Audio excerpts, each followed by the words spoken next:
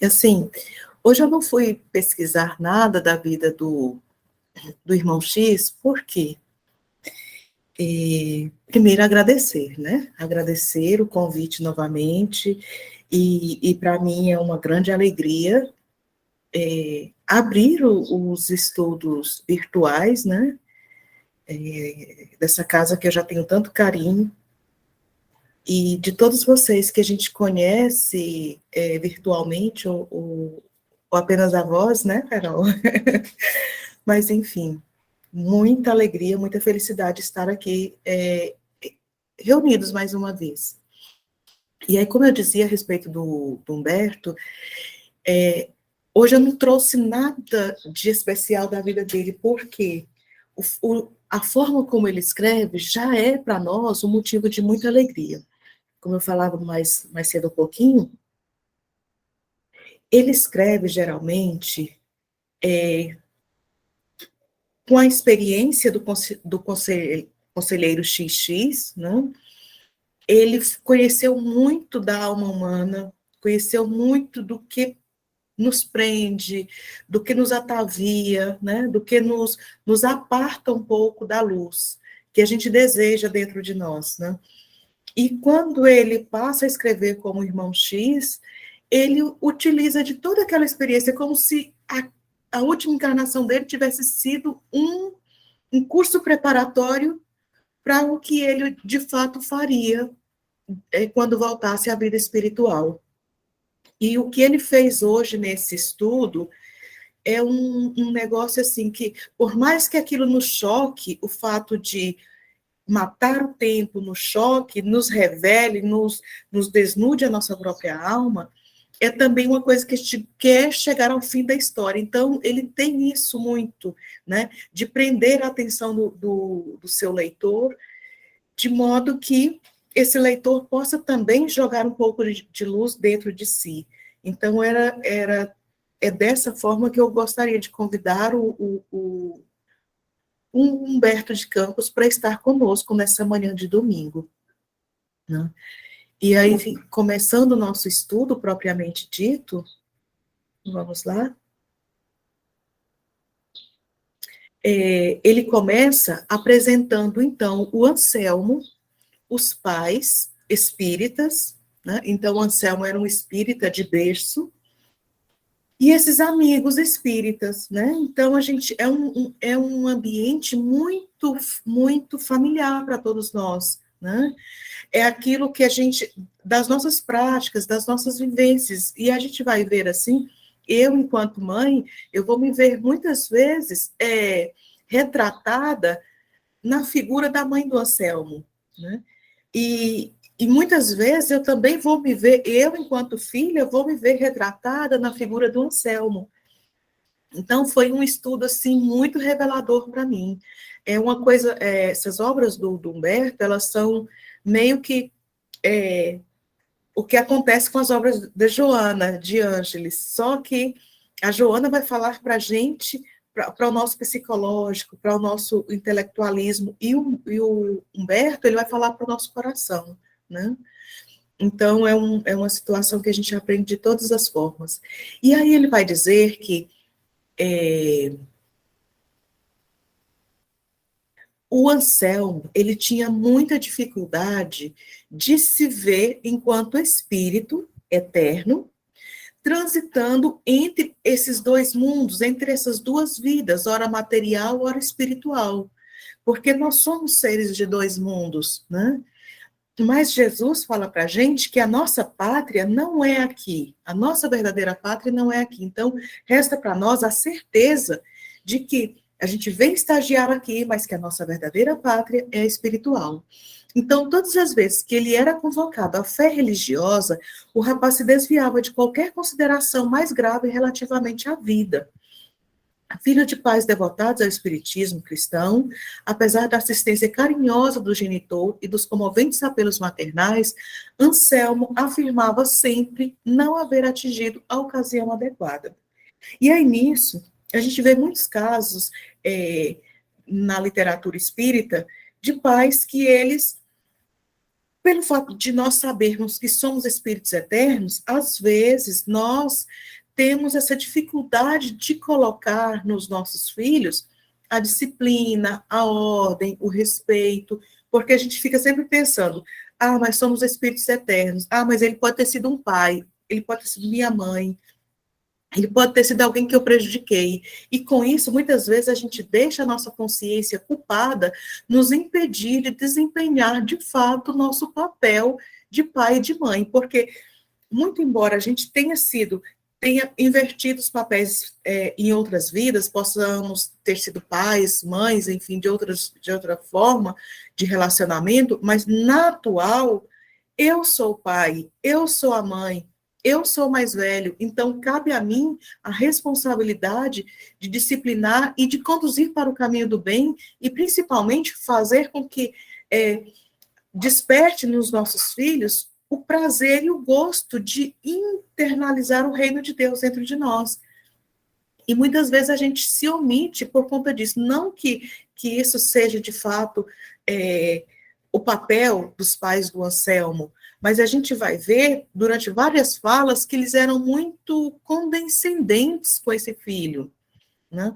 Eles sempre deixavam ao tempo do Anselmo, não violava o seu livre-arbítrio, né? Deixava ele solto, mas muitas vezes a espiritualidade vai cobrar de nós, sim, enquanto pais, um certo vigor.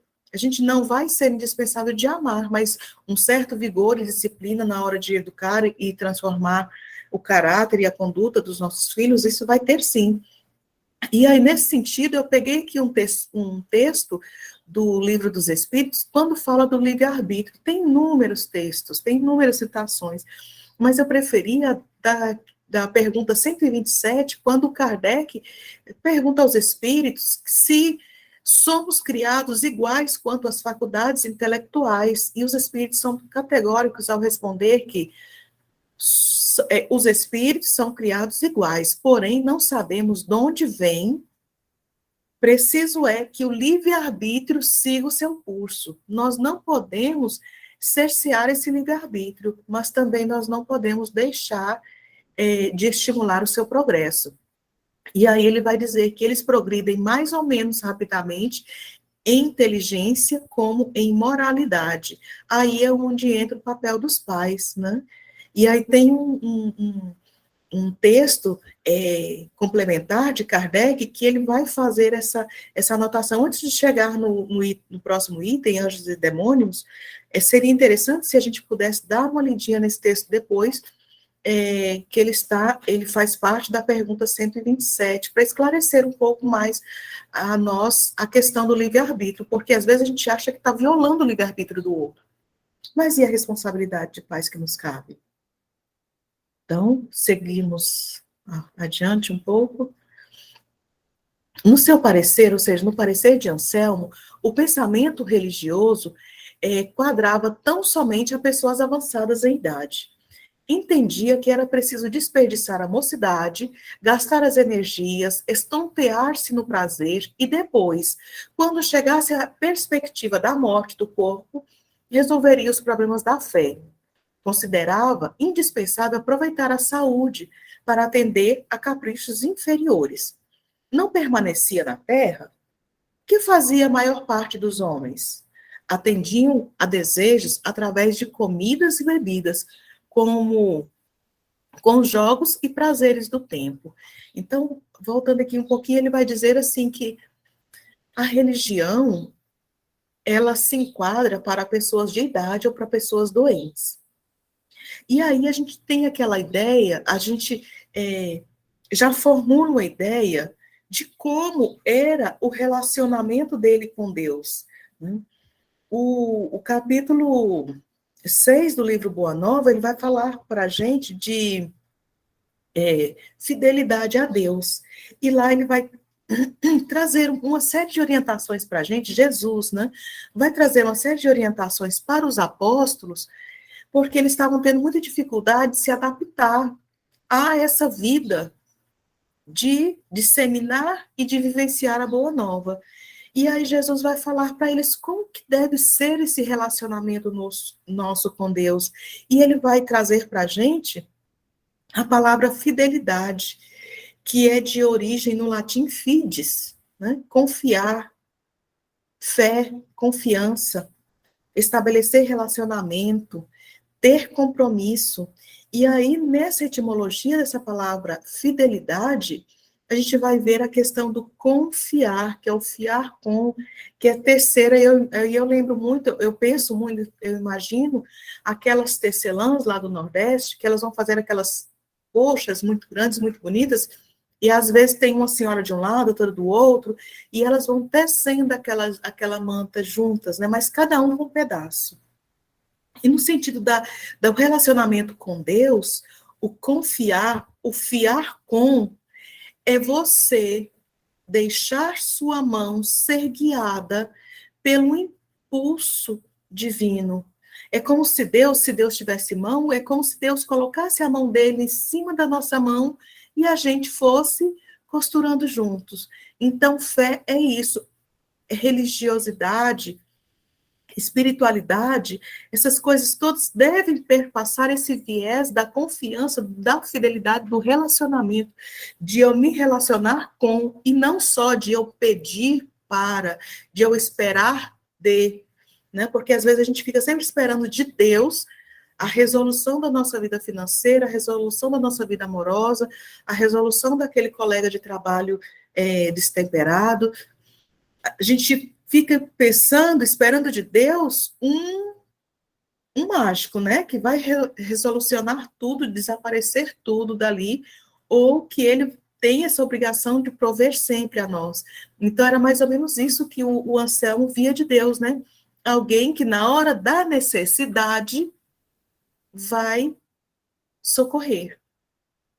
E Jesus diz que não. Relacionamento com Deus é diário, é constante.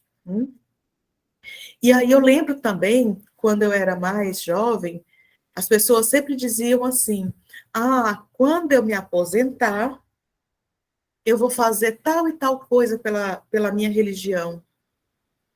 E essa pandemia, ela veio mostrar para a gente que, às vezes, a gente não tem o tempo da aposentadoria, né? E várias outras situações veio mostrar para a gente, a maturidade mostra para a gente que a gente pode voltar a qualquer momento. E aí, como que vai estar a minha folha de serviço? Como que está o meu livro da vida? Né? E ele também ficava pensando que a Terra como fala, uma colônia de férias. Que ele fala assim: eu não estou na Terra? O que faz a maioria dos homens na Terra? A maioria dos homens na Terra atende aos desejos, gostam muito da mesa farta, das distrações, das bebidas, dos prazeres, né? Então, coisas com as quais a gente vai matando o tempo útil, né? Porque ele está o irmão X, Humberto de Campos, ele está falando para a gente justamente para a gente tentar dar qualidade para as nossas horas vazias, né? E aí, quando ele fala que eu até trouxe aqui uma citação para a gente ver, com relação às cartas de Paulo aos Efésios, né? A carta do capítulo 5, ela vai começar dizendo: portanto, sejam imitadores de Deus, como filhos amados. E o que Jesus fala que Deus faz? O Pai trabalha e eu trabalho também. E aí, lá no versículo 14, que é o que nos interessa, ele vai dizer assim: por isso é que foi dito, desperta, ó tu que dormes, levanta-te levanta-te dentre os mortos, e Cristo resplandecerá sobre ti. Então, é como se Anselmo estivesse dormindo, né? Ele despertou na carne, ele fez esse mergulho na carne, mas é como se ele ficasse o tempo todo vivendo o jogo das ilusões, né? A Matrix das ilusões, ou o jogo de Maia, né? Como vão falar alguns outros escritores. E Emmanuel também, no livro A Caminho da Luz, ele vai falar sobre o comportamento das raças imigradas aqui para a Terra. Eu estou dizendo raças porque Kardec, Emmanuel, ele usa raças. Muito embora hoje em dia seja, tudo é prejudicial, né? Tudo fere a suscetibilidade humana. Se eu for dizer raça, vai dizer assim, que eu estou sendo pejorativa, que eu estou degradando, mas Kardec vai dizer para a gente se as palavras, não importa as palavras, desde que a ideia seja clara, né? Então, se alguém se sentir ofendido quando eu digo raça, não pense que é pejorativo, pense que é mais uma deficiência minha em tentar falar desses povos que vieram imigrados de outros orbes e se juntaram a nós, os terrícolas, para trabalhar e crescer juntos. Então, se a gente está aqui juntos para trabalhar e crescer, vai ser muito próprio do nosso comportamento, esses erros, inclusive, quando a gente vai falar de etimologia, de palavras, de, de língua portuguesa mesmo, né? Então, lá ele vai dizer que muitos desses povos, eles não se relacionavam uns com os outros. Eles viam nos outros, nos semelhantes, subalternos que estivessem ali para servir, né? Enquanto uma classe era eleita para ser servida o tempo todo. Então, com isso, muitas vezes elas se isolavam ou tratavam o outro com indiferença. E aí a gente vê muito no comportamento do Anselmo esse tipo de, de marca que Emmanuel vai dizer que era muito próprio de 3, de 4, 5 mil anos atrás, e a gente até hoje carrega esses estigmas, né, sem querer se melhorar. A gente já está quase completando um ciclo reencarnatório na Terra, porque a gente passa 7 mil anos aí em cada orbe, e aí a gente vai ser chamado para dar uma, como fala aquela coisa, uma nivelada no nosso plano reencarnatório, então a gente já está quase completando 7 mil anos e a gente não consegue fazer esse desmame desses tipos de conduta, né? Nociva para nossa alma. Vamos lá? Gente, sintam-se à vontade para falar, porque o texto ele é muito intenso e extenso. E se a gente não for aproveitando para falar agora, né, talvez a gente acabe perdendo, né? Então, sintam-se bem à vontade para falar, para fazer as colocações e os acréscimos, que é muito útil e muito bem-vindo, tá bom? Então, irmão X vai dizer, então, também desse comportamento dele com a família e com os amigos espíritas. E aí eu lembrei muito, quando às vezes a gente vai convidar os nossos irmãos espíritas para vir na nossa casa, resolver algum problema a partir do Evangelho no Lar, né? Porque a gente pensa assim, através do Evangelho no Lar, vem a inspiração, vem a intuição, às vezes é uma palavra só que é dita, que toca o nosso coração e nos predispõe a transformações e a mudanças significativas.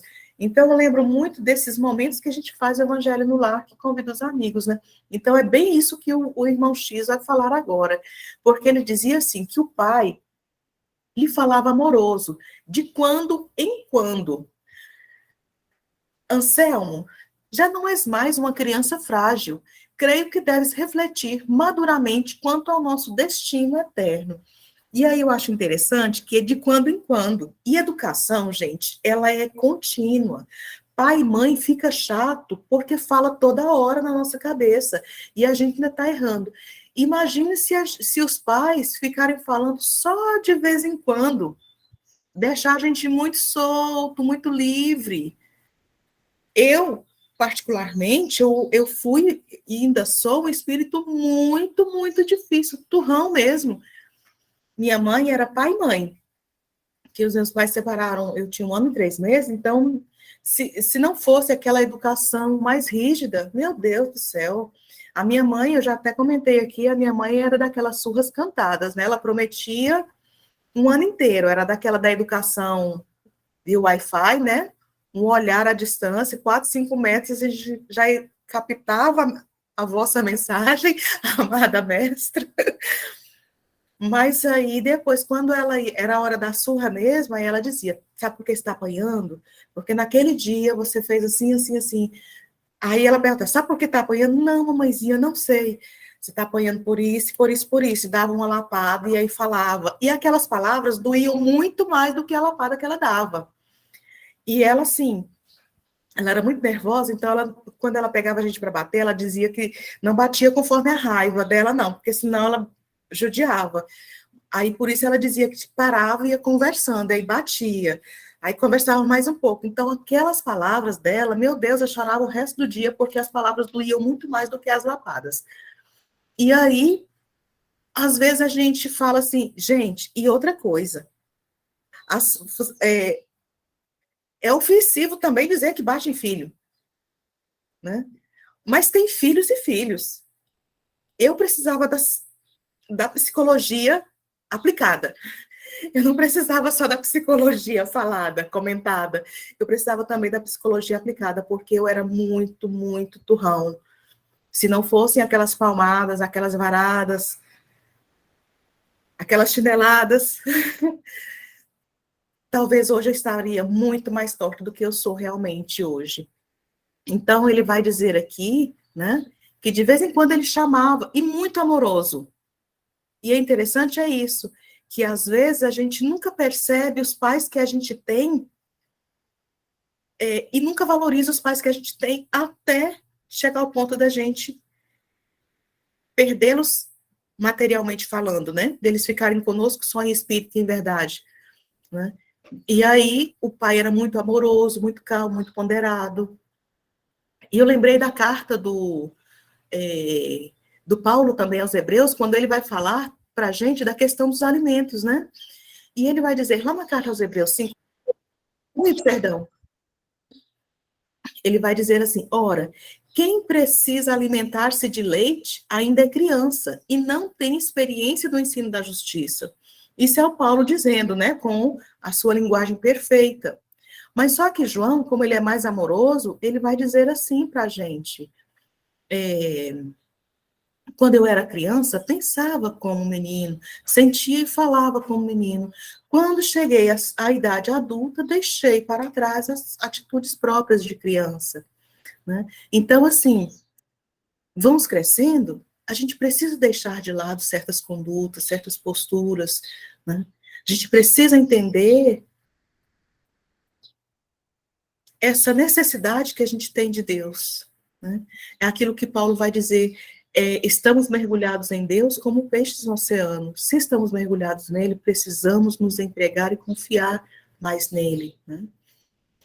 Ele vai dizer assim para o pai, então, quando fala todo amoroso desse jeito, ora, meu pai, replicava contrafeito, lá vem o Senhor com as histórias de religião. Tenha paciência, não lhe pede conselhos. Quando eu tiver a sua idade, talvez eu pense nisso. Este mundo é bastante miserável para que se não aproveitem os dias tão curtos da mocidade. E depois de gesto irritante, arrematava. É necessário matar o tempo, né? Então, ele sempre vai dizer que a Terra, como um planeta de provas e expiações, é muito doloroso para ele, para o seu psiquismo de espírito jovem, ficar no mundo sem diversão. Mas aí o Emmanuel, lá no Cartas do Evangelho e outros poemas, ele tem um poema muito bonito do Cassimiro Cunha, que é Carta aos Pais. E o Casimiro, ele vai dizer assim que não podes viver a esmo numa estrada indefinida.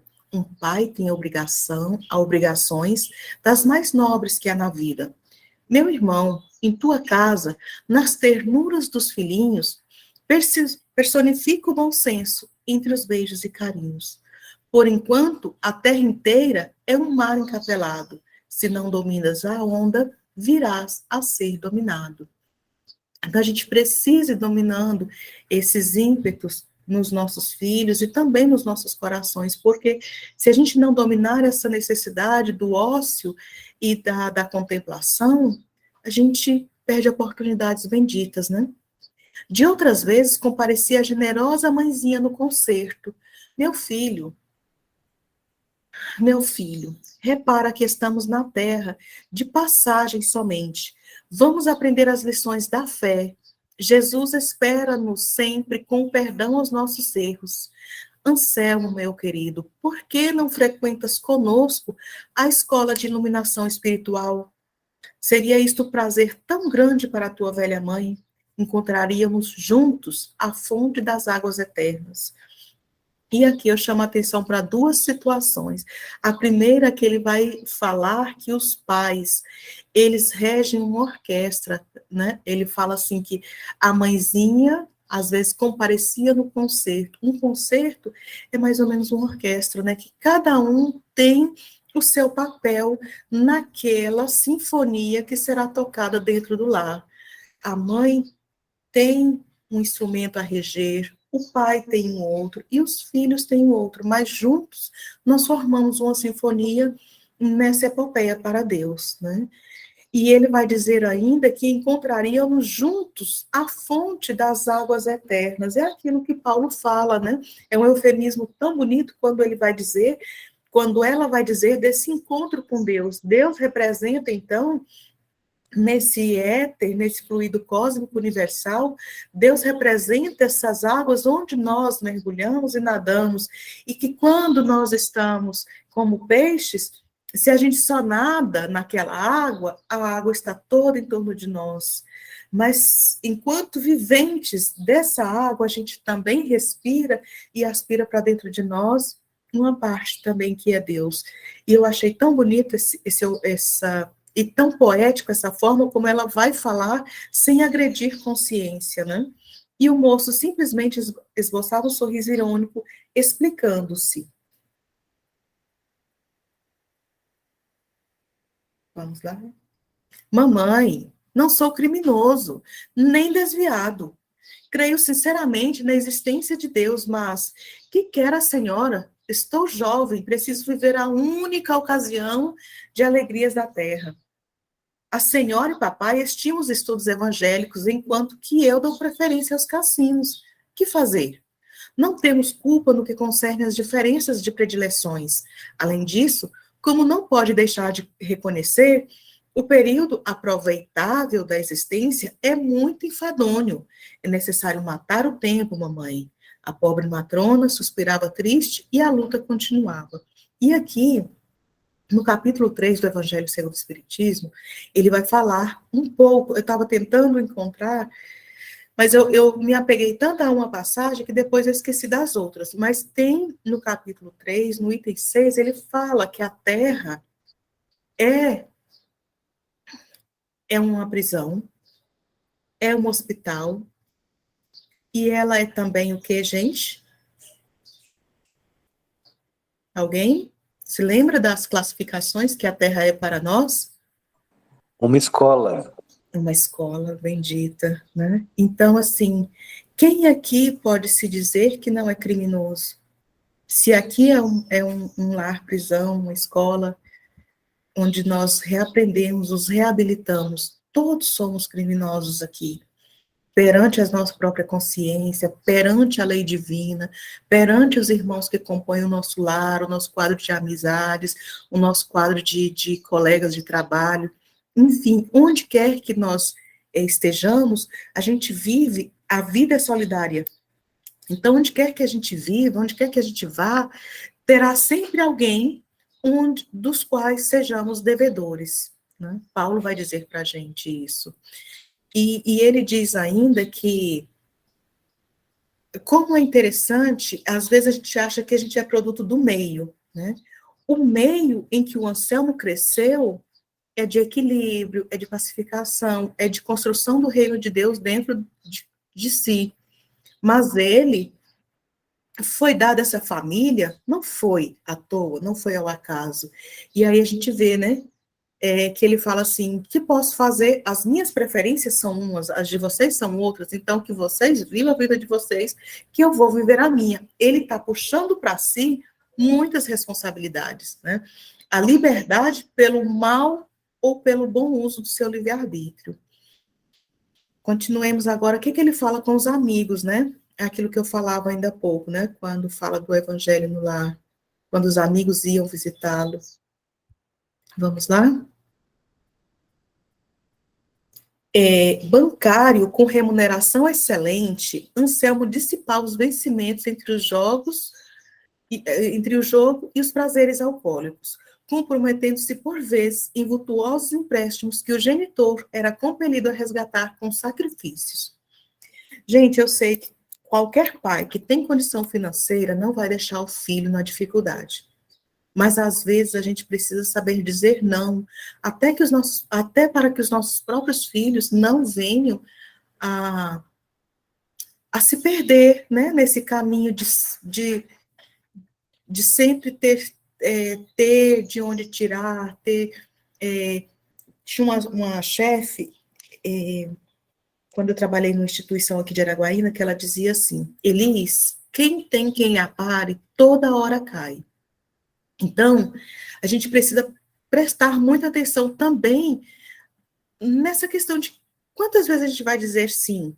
Se a gente disse sim e os nossos filhos derraparam para o erro, mesmo que nos custe dizer não, eu acho que às vezes é preciso e é útil e é salutar que a gente às vezes diga não. Né? Às vezes, aí vocês falam assim, Elise, é fácil você dizer não, porque a Maria Sofia está com 10 anos. Então, é muito fácil você dizer não para um todinho, é muito fácil você dizer não para o chocolate, é muito fácil você dizer não para uma roupa, para um calçado que não está sendo necessário, para a substituição de uma mochila, porque o ano passado comprou, então hoje ainda está nova. Então, aprender a adquirir as coisas com o próprio suor, dar valor ao dinheiro do outro.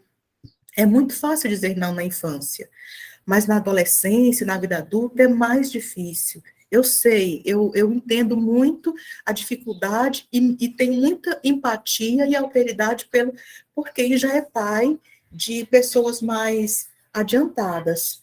Desculpa, gente, só um minutinho. Oi, Lucas, eu estou fazendo um estudo online. Eu posso te ligar assim que eu terminar? Eu te ligo assim que eu terminar, tá bom? Ai, meu Deus. Tá. Eu tô no estudo online, tá bom? Desculpa. Beijo. Tchau, tchau. Ô, gente, desculpa, meu amigo ligou e eu esqueci de deixar no silencioso o celular, desculpa. Enfim. E aí ele vai dizer assim que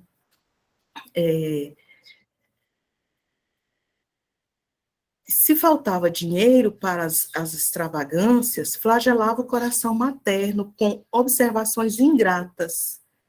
E se os amigos da casa, em visita à família, recordavam imprevidente a solução dos problemas da fé, respondia irredutível. Só que antes, eu vou só voltar aqui um pouquinho nessa parte amarela, que ele diz assim, se faltava dinheiro, quantas vezes a gente já tratou com ingratidão os nossos pais porque eles não fizeram a comida que a gente gostava, não lavaram a roupa que a gente pensava que estava limpa no guarda-roupa, não colocaram no lugar certo o calçado que a gente tinha tirado e deixado ali.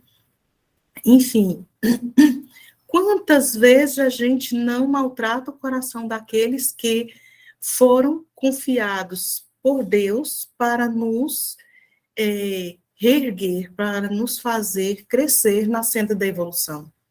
E aí, quando ele fala assim dessa mãe, eu lembrei de mim própria, tanto de vezes que eu fui ingrata, dentro das possibilidades que a minha mãe tinha, e eu não valorizava aquilo.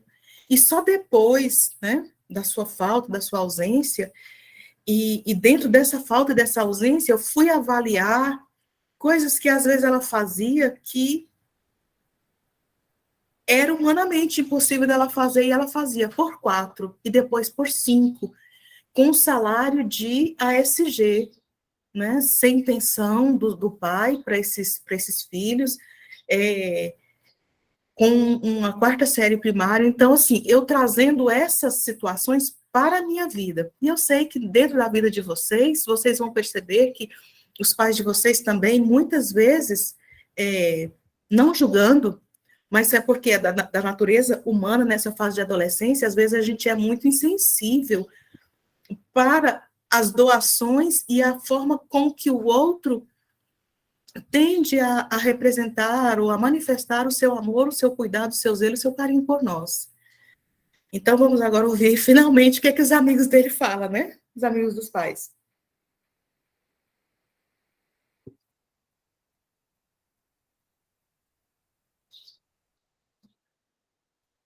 Vamos lá?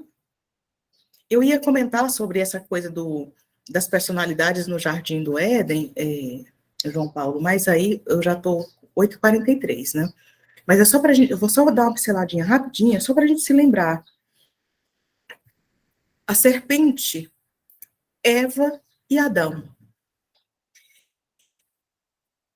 A gente pode pensar na alegoria dessas três personagens, mas a gente pode pensar também nessas personagens enquanto representantes da humanidade inteira, enquanto grupos que representam a humanidade. Então, a serpente é aquela pessoa, é aquela personalidade, aquela personificação do querer se dar bem o tempo todo, à custa de todo mundo, causar inveja, causar uma intriga, onde vai, está disseminando a palavrinha, deixa igual uma mosca varejeira, que onde vai, dissemina alguma coisa, né, de ruim, de degradante em relação à vida, em relação ao outro, em relação a si mesmo, né. Eva é aquela personalidade que está no meio termo, né? Eu quero muito ser uma pessoa boa, mas eu estou muito mais Maria vai com as outras, né? Se uma personalidade serpente se acerca de mim, eu cedo facilmente, né?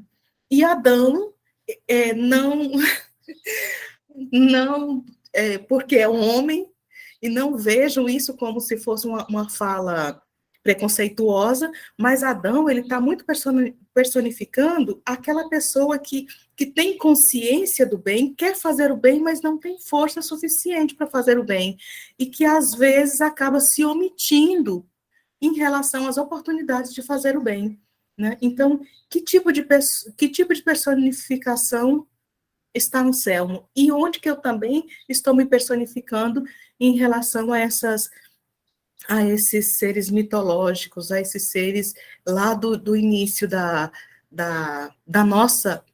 nossa evolução enquanto raça, né? Raça adâmica.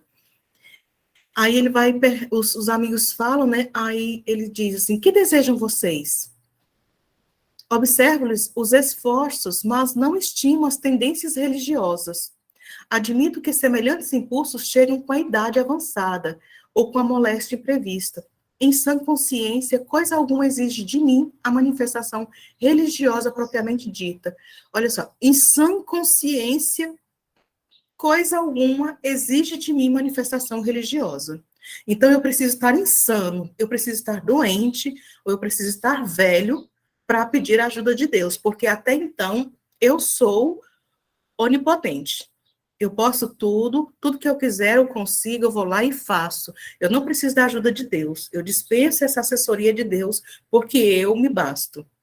É mais ou menos isso que ele fala, que tem subtendido nessa fala, né?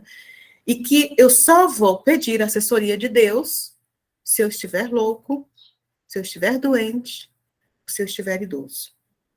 Não sou velho nem sou enfermo, consequentemente, minha conduta é outra. O homem normal e tranquilo sabe matar o tempo, e o que faço é o que faço sem perturbar a cabeça. Após fitar a reduzida assembleia de amigos, como se enfrentasse multidões do mundo, de olhar dominador, Anselmo dirigiu-se ironicamente para uma velhinha simpática, aclamando. Que me diz a senhora, dona Romualda? Acaso não se aproximou do espiritismo em virtude de suas velhas cólicas? Teria pensado em religião antes disso? E aí, o que o Livro dos Espíritos vai dizer para a gente lá na última parte? Por que o mal parece dominar mais na Terra? E aí, só parafraseando, né, eles vão dizer porque o bem, ele é tímido. enquanto o mal é audacioso. E às vezes acontece muito quando alguém nos confronta, mesmo que a gente esteja correto, mesmo que a gente esteja certo do bem, acaba que, pelas nossas próprias culpas, pelos nosso passado de erros, a gente às vezes aceita aquela provocação. A gente não é corajoso o suficiente para dizer, sim, eu sou errado, realmente, eu fiz isso, isso e isso errado, mas nesse ponto, eu penso que a gente poderia fazer tal e tal coisa. Às vezes nos falta essa coragem de defender o que é certo, né? E aí, o que a senhora faz? Ela, humilde, replicava bondosa. Ah, sim, Anselmo, talvez tenhas razão. E às vezes a gente vê os filhos dos nossos amigos, os nossos amigos, nós, os nossos filhos, confrontando a razão e a lógica e o bom senso, e pelo fato de a gente ter as nossas consciências culpadas do passado, a gente se cala. E o senhor, seu Manuel? Dirigia-se o moço atrevidamente a um negociante idoso. Teria buscado o espiritismo se não aparecessem as varizes e o reumatismo? O interpelado, entretanto, que não tinha a paciência de Dona Romualda, respondia firme. Mas, meu amigo, é o caso de abençoar as enfermidades. Se é que está esperando por elas a fim de renovar atitudes mentais, formulo votos para que a providência divina atenda breve. Então, assim, às vezes a gente vai querer ajudar o outro e faz rogar alguma que o mal, não, então tá certo, que o mal venha, mas que venha com força, que venha rápido, que venha a galope, ou que venha no sinal do Wi-Fi, né? Porque a gente, às vezes, tem isso, né? Ou 8 ou 80, né? Às vezes a gente não consegue esse bom senso, essa temperança para ajudar o outro nas dificuldades dele. O rapaz esboçava gesto de aborrecimento e dava-se pressa em sair para a rua, murmurando entre dentes. Estou muito distante de tais perturbações, e até que venha a ocasião apropriada, matemos o tempo. De nada valiam observações dos genitores, conselhos amigos, convites fraternais, nada demovia o Anselmo daquela situação. A qualquer aborrecimento comum, desdobrava-se Anselmo em palavras blasfematórias. Se advertido, mostrava enorme fecundidade por evitar raciocínios nobres, declarando-se em época inoportuna a qualquer cogitações de natureza espiritual. O bilhar, o pano verde, as aventuras do desejo menos digno lhe empolgavam a mente. Convidado inúmeras vezes pela bondade divina a traçar diretrizes superiores ao destino sagrado, Anselmo Figueiredo fugira a todas as oportunidades de iluminação íntima. Preferia as sombras espessas da ignorância a qualquer pequenino serviço de autoeducação. E é interessante como ele vivia muito na sombra. Pode passar, querido. Como ele vivia muito nessa coisa da sombra, no lusco-fusco, na divisa entre auto-iluminar-se e deixar as trevas para trás, ele foi materializando em torno de si aquela ambientação. Sua ficha individual da Terra estava cheia de anotações inferiores, ociosidade, libertinagem, negação de atividades úteis. Nós temos uma ficha, sim, né?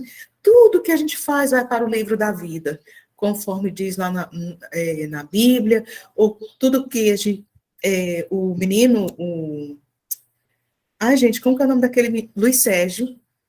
O Luiz Sérgio vai dizer lá no livro Um Universo de Amor, ele vai dizer para a gente, assim, que essas fichas, elas são a gente tem uma central de computação, uma CPU, toda só para a nossa vida. Eu achei bem interessante ele usar essa linguagem, porque, assim, é um livro da década de 90, né? Então, às vezes, a gente fica pensando naquele livro da vida, mas a tecnologia, ela vem de lá para cá, né? Então, a qualquer interpelação carinhosa, vinha à baila o velho estribilho. Não havia atingido o tempo próprio, sentia-se distante da realização espiritual, aceitava as verdades eternas, entretanto, declarava-se sem a madureza necessária ao trabalho da própria edificação. E assim, o filho do casal Figueiredo atingiu os 48 anos, quase meio século, sempre se sentindo demasiadamente jovem para aproximar-se do conhecimento divino. Vivera a moda da borboleta distraída, sumamente interessado em matar o tempo. As borboletas são lindas, belas, né? E aí ele faz eu não consegui captar todo o sentido dessa metáfora, né? Que ele fala da questão da borboleta distraída, porque as borboletas, elas sempre se transformam, né? Ou melhor, as lagartas sempre se transformam. Mas aqui ele já fala da borboleta. Aí eu deixo também, se alguém quiser esclarecer a respeito dessa metáfora, mas vamos adiante.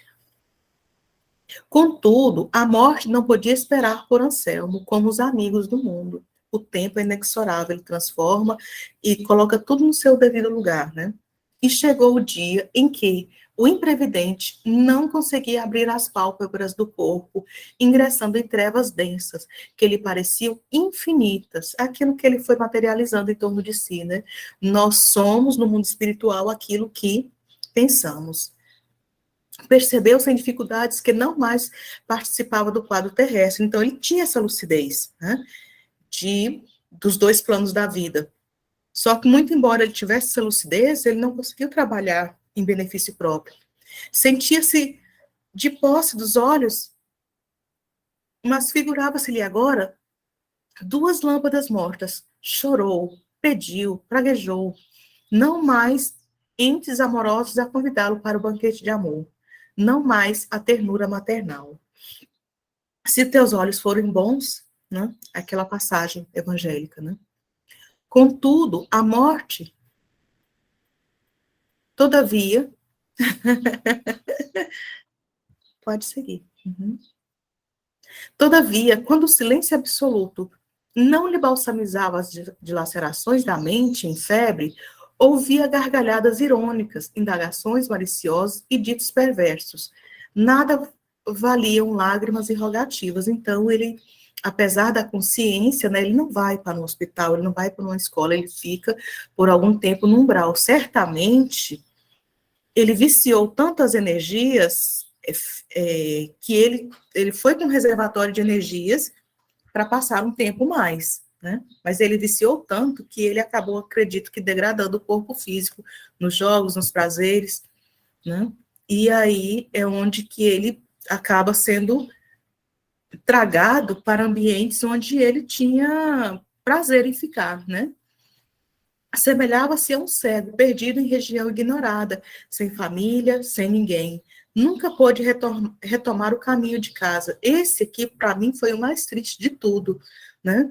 Ele desfez tanto da família, que no momento que ele mais precisou, que ele mais desejou, o livre-arbítrio dele afastou ele desse oásis, né? Ansioso por ouvir agora a palavra dos pais, a observação dos amigos carinhosos, anos passaram sobre anos sem que o arrependido pudesse contar o tempo das amarguras. E aí a gente volta para o livro dos Espíritos, né, quando ele vai falar que o arrependimento só basta. Tem 3 fases, né, do perdão, né? Primeiro é você ter ideia, né, ter a consciência de que errou. Depois arrepender-se, mas precisa da reparação, né? E a reparação é que muitas vezes a gente não está preparado para ela, né? Vamos lá adiante.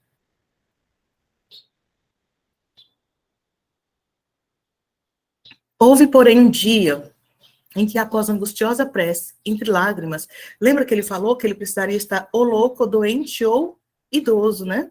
Para que ele recorresse a Deus. Mas houve um dia em que se fez, após muitas angústias, né? Ele fez uma prece sincera, se fez súbita claridade em sua longa noite. O penitente ajoelhou-se deslumbrado.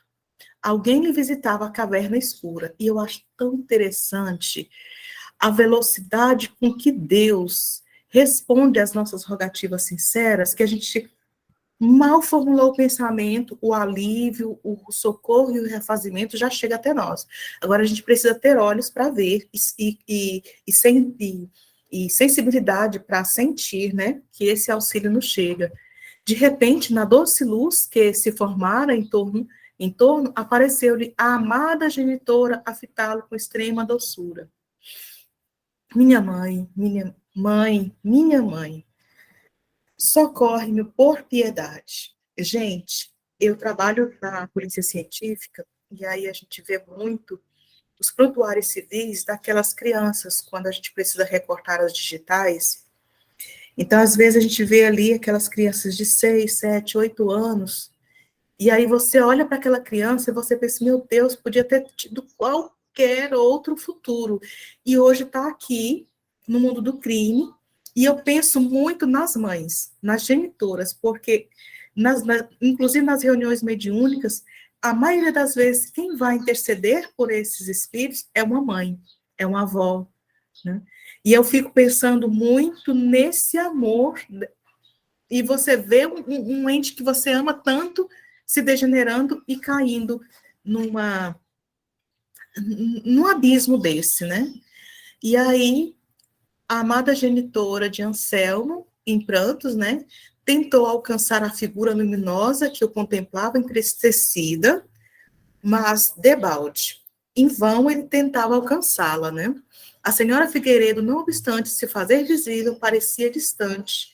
Lembra aquele estudo que a gente fez aqui uns meses atrás, do Rico e Lázaro? Então, a distância que separa a senhora Figueiredo, do Anselmo, é aquela mesma, é a sintonia, é a folha de trabalho no bem, né, que os separam.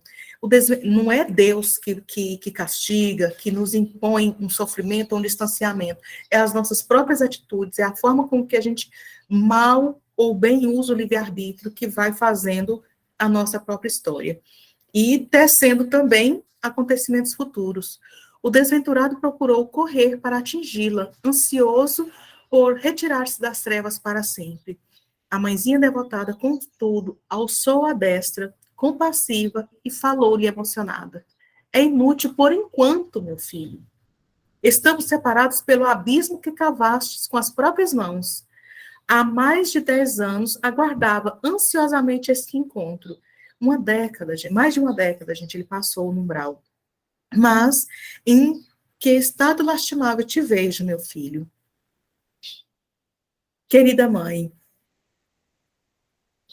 por que me esqueceu o Senhor do Universo?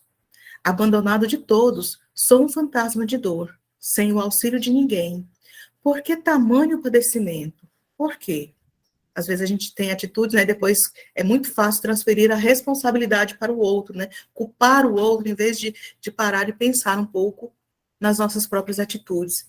Enquanto desditoso, gente, vocês já viram que eu não simpatizei muito com o Anselmo, né? Oh, meu Pai eterno. Enquanto desditoso, arquejava em soluços convulsivos, a genitora esclareceu triste. Deus nunca te esqueceu. Foste tu que lhe esqueceste as bênçãos no caminho do mundo. Cuidastes apenas de matar o tempo, e o teu tempo agora permanece morto.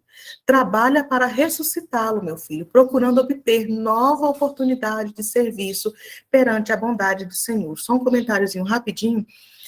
Esses dias atrás eu estava vendo uma entrevista, eu acho que foi lá no céu, no Congresso Espírita de Uberaba, que uma das não sei se foi a Irvênia, na Irvênia não falou isso, não. Acho que foi aquela outra menina que falou, assim, que às vezes na reunião mediúnica, a gente fica todo, né, sensível à dor do outro, meu irmão, e pererê, e a nova oportunidade, mas que quando a gente chega, eu fui um pedófilo, vocês viram esse caso? Que ela fala assim, eu fui um pedófilo, não, tem outra oportunidade, não é bem assim e tal, e quando a gente chega em casa, liga a TV, aí tem um pedófilo no jornal, a gente fala, merece pena de morte, não sei o quê, assim estou eu com o Anselmo, porque eu fico pensando, gente, ele teve tanta oportunidade, por que ele não se modificou? As lutas do coração desfazem-se. As lutas do coração desfazem as trevas que rodeiam a alma. Não esqueças a longa estrada que ainda tens a percorrer. E antes que Anselmo pudesse formular novas interpelações, a luz espiritual apagou-se devagarinho, voltando à paisagem de sombras, a fim de que o imprudente do passado conseguisse acender a luz da própria alma com vistas ao porvir. Então, evoluir, iluminar, é um trabalho íntimo, pessoal e solitário. Eu posso estar cercada de gente boa, mas se eu não quiser me melhorar, só o tempo